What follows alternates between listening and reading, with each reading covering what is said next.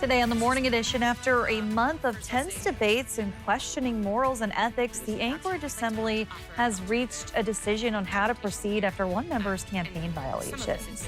Plus, Tuesday night, families and children were able to see and meet Anchorage first responders and officers during the National Night Out event, giving people a chance to meet and greet those charged with our safety and protection.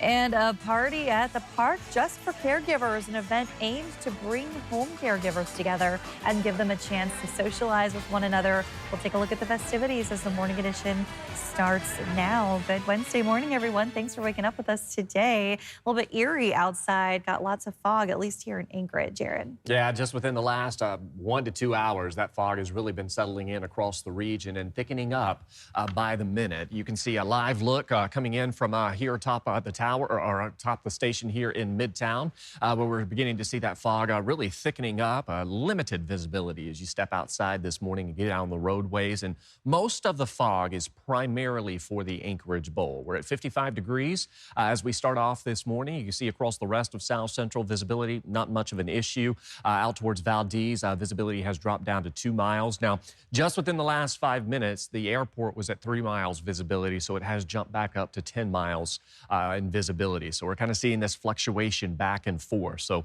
be prepared for some of those foggy conditions as we start off your Wednesday morning. It is dry for Anchorage to start off the day. We've got some rain showers as you head out towards coastal areas of the Kenai, up the Cook Inlet region, and then as you head into parts of the Susitna Valley. This is where we're going to continue to favor some showery conditions as we head throughout the rest of your Wednesday. Most of South Central will trend on the drier side. We may see some isolated showers as we head throughout the day, but most of the activity is winding down. Still holding on to those flood watches as well as those flood warnings as you head west of the Parks Highway. The Yentna River is one location that we continue to watch as the water levels continue to climb and have approached moderate flood stage. In fact, current level is sitting at 22 or just under 22.40 feet, which is just below the record level set back last year when we topped out at 22.5 feet. But we will see those water levels steadily recede as we head through the rest of today and on into our Thursday. But again, we will still see some lingering showers as we head throughout the rest of your Wednesday. Just some isolated activity for Anchorage and surrounding areas. Again, coastal locations, western parts of the Kenai and north into the valley. We'll have the best shot of rain as we head through the rest of the day. We dry out into the weekend. I'll have more on that in that 7-day coming up. A high-stakes ethics fight at the Anchorage Assembly ended with no investigation. After more than a month of deliberating, the Assembly voted against hiring an outside firm to dig into member George Martinez's travel expenses. Martinez was fined for campaign violations, leading several Assembly members to pursue an outside investigation into those travel expenses on municipal funds. The investigation could have led to removal proceedings, but ultimately, the Assembly voted not to start the investigation. To begin the meeting, a former Assembly chair had some strong words criticizing the call for investigation. I signed the documents, they were approved, and the discussions were had. Much like the argument you made on the 10 days of travel, all of that was accounted for and approved in writing. So you can take this up with all of your peers. I'm really not here to debate you. I'm here to actually point at you and say, shame on you.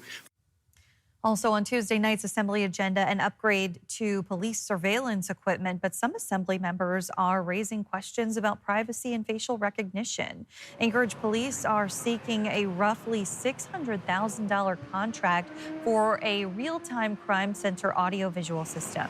The Anchorage Assembly approved the creation of the real-time crime center almost a year ago now, which allows for up to 750 video feeds from residents who volunteer to register their cameras. Now APD is asking for upgrades to that center totaling roughly $600,000, adding additional displays, speakers, and video processing equipment. Assembly members were slightly wary of the new technology, raising concerns about facial recognition and privacy.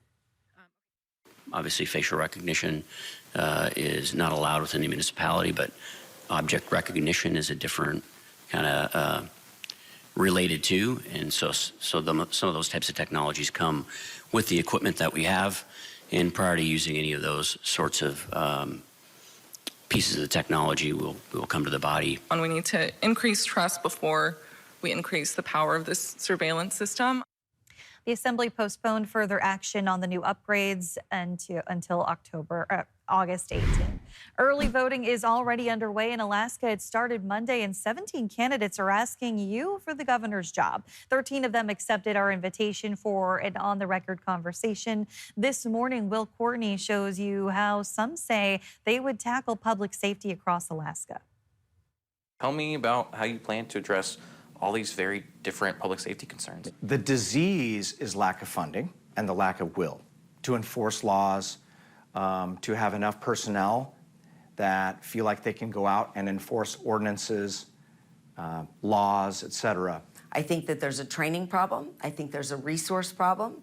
How can we attract and retain more really qualified people to join the already qualified people in our state who I think are working in many cases on shoestring budgets? What I would do is I would build a task force, a state task force, and we would collaborate and work together. So appropriate care, ensuring you're training your law enforcement, and then finishing by ensuring the community is buying into the process you're doing is how you create an effective, not just local public safety system, but effective safety system statewide. And that's just part of our 30-minute conversation with each of the candidates. We have those full conversations on our website and free streaming apps. Now, instead of just seeing the sirens on the street, families in Anchorage got to meet first responders face-to-face Tuesday night, and there was lots to see. My favorite thing is we could sit in the police cars. My favorite thing is the fire truck. My favorite thing is the FBI Bearcat. Oh, the coolest is the fire truck. I think my coolest is that car. Beyond the hot dogs, music, and games, residents could meet members of the Anchorage Police Department, the FBI, Alaska State Troopers, and fire crews. It was also a chance to ask questions about crime prevention and learn more about programs and the tools first responders use in emergencies, all part of a safety strategy to meet people where they live. And we're bringing people to us in the community to increase our relationship with everyone, right? We want to make sure people feel comfortable around us. We want to make sure people understand that public safety is not just about police and fire, it's about the community at large. Organizers say events like this help promote safety and crime prevention by getting residents and responders talking long before a 911 call. Fires in the lower 48 are forcing evacuations and more. But here in Alaska, it's not the flames causing concern, it's what's in the air. In the Fairbanks area, a single interior fire is sending smoke and possible ashfall into the borough. Alex Bengal takes a look at what's burning and what that means for people downwind. While not very visible, the smell of wildfire smoke has been noticeable in the interior on and off for the last week.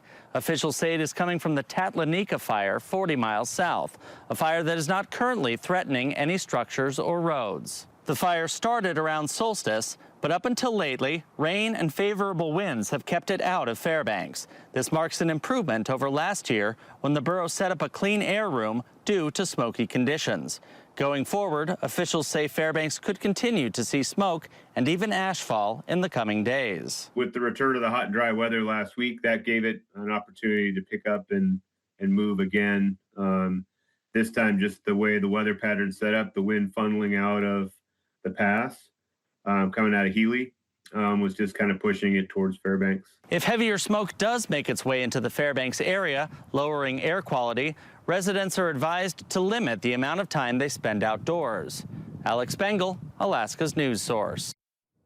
A new federal grant will help Juneau International Airport dig out faster when the snow starts flying. The FAA is awarding $4.2 million to Juneau to replace snow removal equipment, one of 339 airport grants announced nationwide. U.S. Transportation Secretary Sean Duffy says the $870 million package is aimed at making air travel safer and more efficient for families. The money comes from the Airport Infrastructure Grants Program, part of the bipartisan infrastructure law. Care workers often describe their job as lonely and invisible, but last night dozens came together in Anchorage to change that.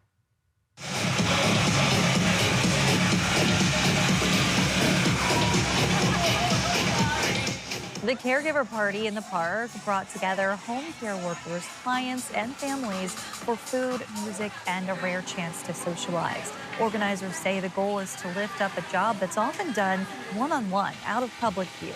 One Kenai caregiver says this gathering has also become a launch pad for organizers. Fighting for better wages and benefits because people were able to talk to each other and realize that there was no standard. People were getting paid differently, people were being treated differently, and we finally decided that enough was enough and we needed to stand up and fight for our own well-being. Organizers say they hope events like this keep growing as caregivers continue pushing for higher wages and recognition. Still ahead today on the Morning Edition. Almost a year ago, the climbing community lost an important member, but his family isn't just letting go. I'm Danny Tompkins, and coming up, I'll show you how his family is putting safety first to ensure his name lives on.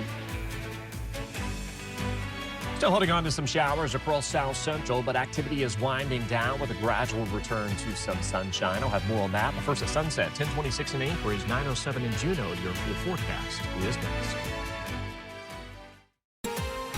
Good Wednesday morning, everyone. Yeah, you can barely see what we're even looking at right now due to all that fog outside, Aaron. Yeah, we've seen that fog really settle in over the last 2 hours and primarily gripping a good portion of the Anchorage Bowl. Elsewhere across South Central, fog doesn't look to be much of a concern. And you can see as we went yesterday evening, we did see some sunshine breaks, beautiful conditions, some light rain showers yesterday. And then, of course, as we went through the overnight hours, you can see how that fog kind of settled in across South Central. Really began to see it kind of lowering around that 4 to 5 a.m. hour, and that is where we're sitting at this morning with that lowering visibility. So give yourself plenty of time to get out the door for your Wednesday morning. Over the last 48 hours, we've seen some of the heaviest activity as you head through parts of the Susitna Valley. Talkeetna has seen nearly 2 inches of rainfall. Homer up to an inch. You can see Kenai over around 2/10 of an inch of rain, while Anchorage has only seen a few hundredths of an inch of rainfall. Now, as you head out towards J-Bear, East Anchorage, and South Anchorage, we certainly have seen some higher amounts of that rainfall activity, but nothing like what we were expecting earlier in the week as that system did stall out to our west. Now, good news is much drier weather as we head through the rest of this week on into the weekend. If you have any plans for Arctic Thunder or plan to go to Arctic Thunder this weekend, we are going to stay on the dry side, not expecting any rainfall in the forecast. But today we will still keep some showers around. You can see the activity as you head through the Cook Inlet region and then north into the Susitna Valley, where we're favoring some of the showery conditions. And of course, as you head out west through the Seward Peninsula, Norton Sound, the Nulato Hills, we are going to keep some persistent showers around as we close out this week and welcome in the weekend. So we got our trough to the west. We've got a ridge as you head out towards southeast Alaska, which is actually continuing to keep things on the dry side. Juneau is currently sitting at one of the top 10 driest summers on record to date. We still have the rest of the month to go through, but it certainly has been a fairly dry summer so far for Juneau. And you can see that ridging continuing to grip a good portion of southeast, which will keep things on the dry side, while troughing continues to build in across a good portion of mainland Alaska, which will keep some cloudier skies around the next couple of days. But I guarantee you by this weekend, we will see some sunshine returning, and it does look likely that we will see another beautiful weekend, although a bit more cloud covers than what we did see this past weekend. So as you head across western parts of South Central, coastal areas, north into western interior,